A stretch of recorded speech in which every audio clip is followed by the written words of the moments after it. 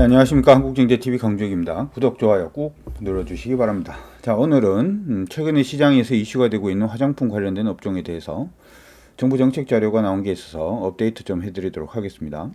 이전에 일단 화장품 업종들은 주가가 오르지 못한 저평가된 종목으로 좀 언급을 해드린 적이 있죠. 이 부분은 사실 우리나라의 경우에는 중국 쪽 수출이 굉장히 큽니다. 화장품은. 2019년 기준으로 보자면 한국 화장품의 중국하고 홍콩 쪽의 수출 규모가 우리나라 전체 수출의 한 61% 정도를 차지했어요. 한 39억 6천만 달러 정도를 기록을 했는데, 사실 이제 이 부분이 가장 큰 부분은 면세점을 통한 중국인들의 대량 구매, 이 부분이 굉장히 좀 컸었죠.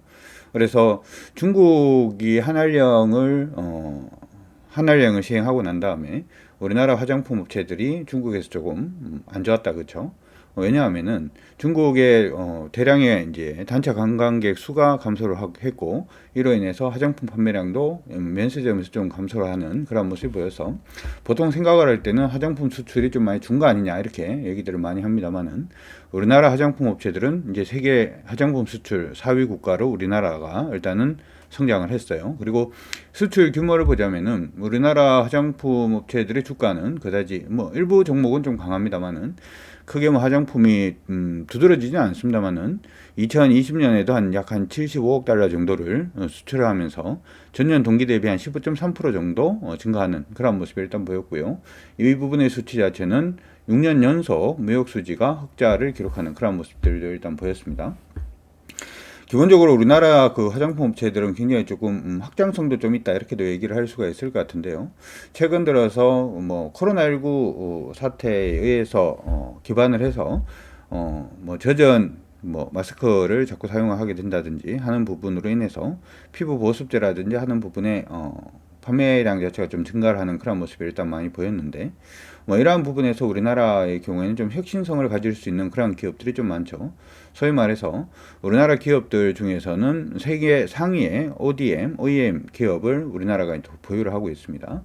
여덟 기업들 같은 경우에는 향후에도 뭐 시너지가 계속해서 증가할 가능성이 일단 높을 것으로 그렇게 보고 있으니까, 여러분들도 거들 종목군들은 계속해서 좀 관심을 가져두시는 게 어떨까 생각을 해봅니다.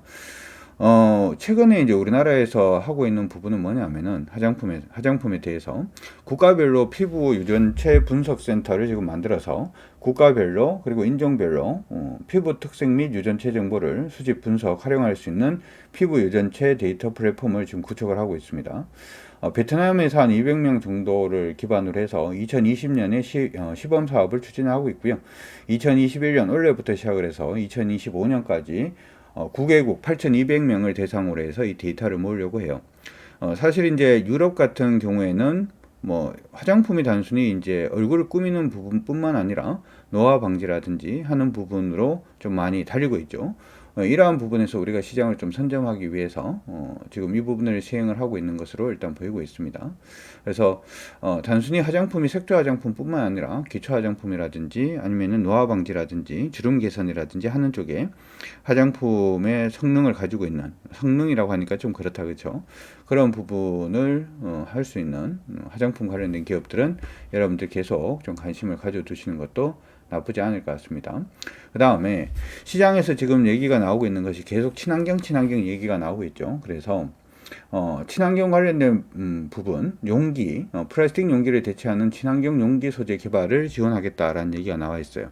사실 이 부분은 당장 이루어지는 부분은 아니고요. 2023년부터 시작을 해서 본격적으로 이루어진다라고 얘기를 하니까 뭐 용기 관련된 회사들이 갑자기 안 좋아지지 않을 것 같고요. 시간이 조금 있다 이렇게 생각을 해볼 수 있을 것 같습니다. 두 번째로는 이제 국내 이 부분 여러분들이 조금 주목을 하셔야 될 것 같은데요. 국내 생물 자원을 활용한 친환경 원료 개발을 2020년부터 지금 2022년까지 하려고 하고 있습니다. 한 88억 원 정도를 반영을 하려고 하고 있는데, 이 부분은 사실 우리나라 같은 경우에는 화장품은 이제 아까 얘기를 할 때 전 세계 수출 4위 정도 하는 그러한 나라다 이렇게 말씀해 드렸는데, 원재료 부분 대부분 수입을 합니다. 중국하고 일본에서 대부분 다 수입을 하고 있기 때문에 우리나라가 중국이나 일본 쪽에서 이 원재료를 수입하지 못하면은 예전에 우리 그 반도체 소부장 관련된 종목군들처럼 좀 문제가 생길 수가 있겠죠. 그래서 국내 생물 자원을 활용을 한 친환경 원료 개발에 좀 박차를 가하고 있는 그런 모습이고요. 지금 이제 상장을 준비하고 있는 기업이 있죠. 그런 기업들도 일단 있으니까 여러분들이 화장품 원료 관련된 종목군들 검색해 보시면은 지금 한 개 정도 종목이 나오는 것 같습니다. 원래는 이제 상장 초기 종목군들은 주가 흐름 자체가 약간 좀 애매하게 흘러갈 수가 있는데요. 일단 그 부분은 일단 감안하시고 종목은 일단 한번 찾아보시는 것도 나쁘지 않을 것 같다라고 생각이 듭니다.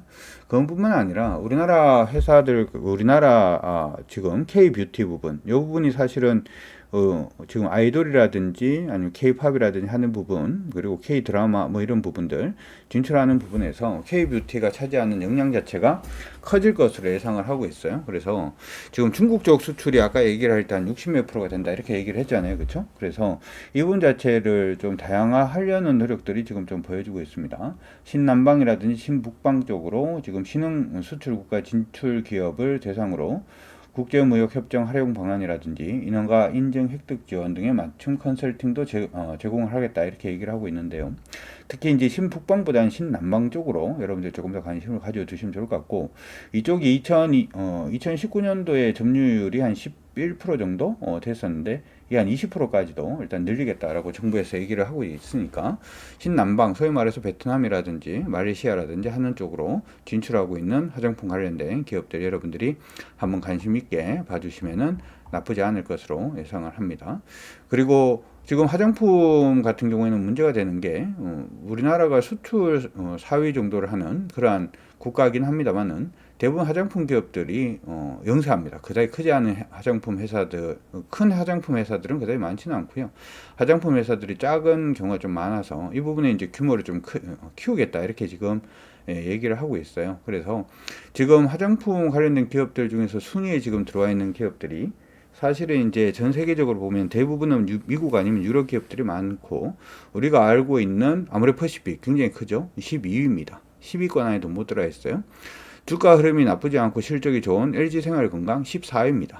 그 다음에 애블 CNC는 70일이에요. 100등 안에는 드나요. 그 다음 클리어 같은 경우에도 지금 95위인데 이 부분의 수치 자체를 조금 늘리려고 정부에서도 노력을 할 것으로 보입니다. 당연히 여덟 기업들은 실적이 향후에 정부가 좀 도와준다면 실적이 좋아질 가능성이 높겠죠. 당연히 여러분들이 조금 관심 있게 좀 봐주시면은 어떨까 이렇게 생각을 해봅니다. 주가가 이미 많이 오른 종목도 있고 주가가 아직은 오르지 않은 종목군들도 있으니까 그 부분 기억을 하셔가지고 여러분들이 봐주시면 어떨까 이렇게 생각을 해봐요. 그래서 지금 뭐 말씀을 해드린 것처럼 화장품이 단순히 이제 한알령 해제 뭐 부분에 대한 뿐만 아니라 정부가 정책적으로 좀 밀고 있다, K-뷰티를 밀고 있다라는 부분 여러분들이 기억을 해 두시면서 일단은 좀 좋을 것 같다 이렇게 생각을 해봅니다.